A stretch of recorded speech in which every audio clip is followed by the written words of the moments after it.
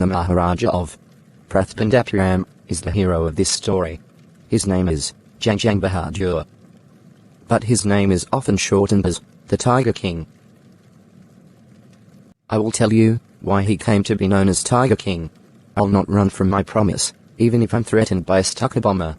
Everyone who reads of Tiger King will experience the desire to meet the man of his unbeatable courage, face to face. The way Bharat said to Ram about the death of Dashrath, the Tiger King has also reached that final place of all living creatures. In other words, the Tiger King is dead. The manner of his death is a matter of extraordinary interest. It will be revealed only at the end of the tale. The most fantastic aspect of his death was that, as soon as he was born, astrologers had predicted that one day, the Tiger King would have to die. The child will grow up to become the warrior of warriors, hero of heroes, champion of champions, but... When forced to continue, he said, "This is a secret, which should not be revealed. And yet, we are forced to speak out. The child born under this star will one day have to meet its death." At the moment, a great miracle took place. Some words came from the 10-day-old king. O wise prophets! Everyone was surprised and confused. Then, the 10-day-old child again spoke. O wise prophets! It was I who spoke. Now, there was no doubt that the child spoke the words. All those who are born will one day die. We don't need your predictions to know that. There would be some sense in it, if you could tell us the manner of that death. The chief astrologer looked at the child. A baby, barely 10 days old, speaks. Not only that, he raises intelligent questions. Incredible. The prince was born in the hour of the bull. The bull and the tiger are enemies. Therefore, his death will come from the tiger. You may think that when the prince heard the word tiger, he was thrown into a quake. That was exactly what did not happen. As soon as he heard the word tiger, terrifying words came from his lips. Let tigers beware. This story is just a rumor. But after knowing the story, we may conclude it was based on some truth. The crown prince grew taller and stronger day by day. No other miracle took place in his childhood, except the event already described. The boy drank the milk of an English cow, was brought up by an English nanny, tutored in English by an Englishman, saw nothing but English films, exactly as all the crown princes of other states did. When he came of age at 20, the state came to his hands. But everyone in the kingdom remembered the astrologer's prediction. Many continued to discuss the matter. Slowly, it came to Maharaja's ears. There were many forests in the state. They had tigers in them. The Maharaja knew the old saying, "You may kill even a cow in self-defense." If one can kill a cow in self-defense, he could certainly kill a tiger for saving himself. The Maharaja started out a tiger hunt. He was thrilled when he killed his first tiger. He called the state astrologer and showed him the dead tiger. "What do you say now?" Your Majesty, you may kill 99 tigers in exactly the same manner, but... But what? Speak without fear. But you must be very careful with the 100th tiger.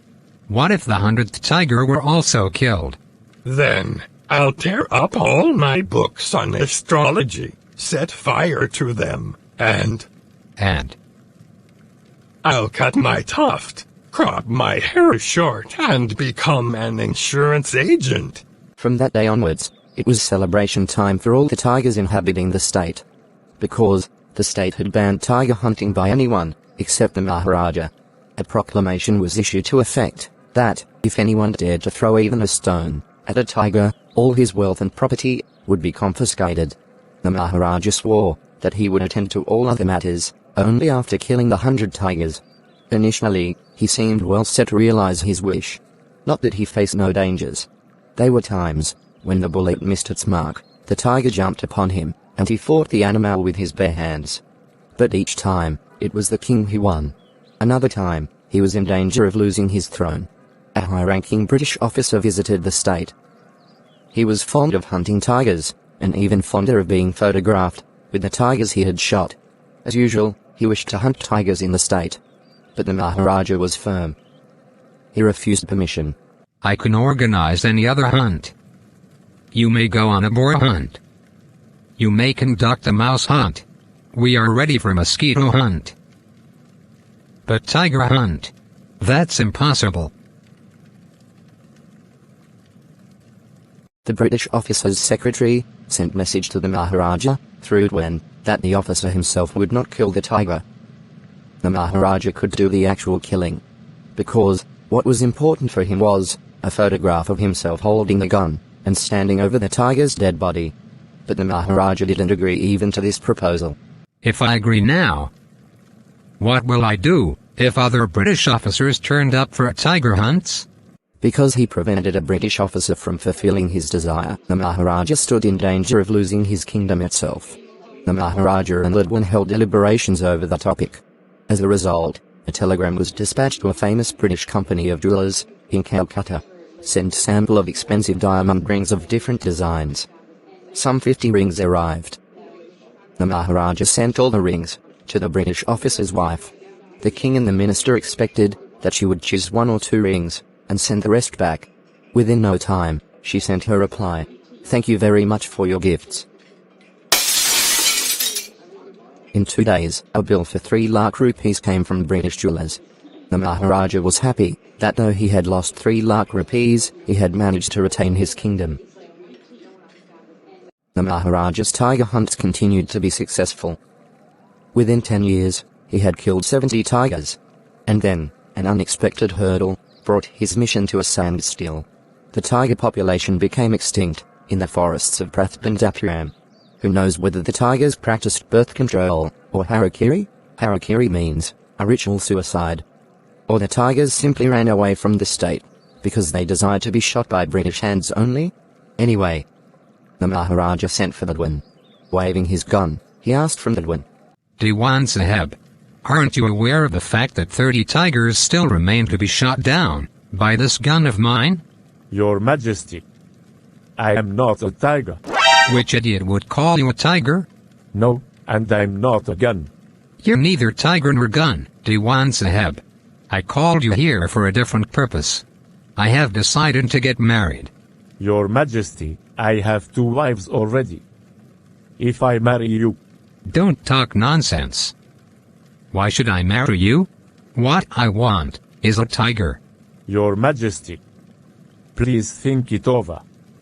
Your ancestors were married the sword. If you like, marry the gun.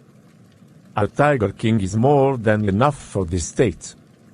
It doesn't need a tiger queen as well. I'm not thinking of marrying either a tiger or a gun, but a girl from the ranks of human beings. First you draw up statistics of tiger population in the different native states. Next, investigate if there is a girl I can marry in the royal family of a state with a large tiger population. He followed the orders. He found the right girl from a state which possessed a large number of tigers. The Maharaja killed 5 or 6 tigers each time he visited his father-in-law. In this manner, 99 tiger skins decorated the walls of the reception hall in the Prathpandapuram palace. The Maharaja's anxiety reached the limit when there remained just 1 tiger to achieve his tally of 100. He had this one thought during the day and the same dream during the night. Now, the tigers became extinct. Even in his father-in-law's kingdom, it became impossible to locate tigers anywhere. Yet, only 1 more tiger was needed. If he could kill just 1 single beast, the Maharaja would have no fears left. But, he had to be extremely careful with that last tiger. What had the chief astrologer said? But you must be very careful with the 100th tiger. True enough. Tiger is a savage beast. One must be cautious of it. Savage means violent. But where was that 100th tiger to be found? It seemed easier to find tiger's milk than a live tiger. Thus, the Maharaja was sunk in depression. But soon came the happy news. In his own state,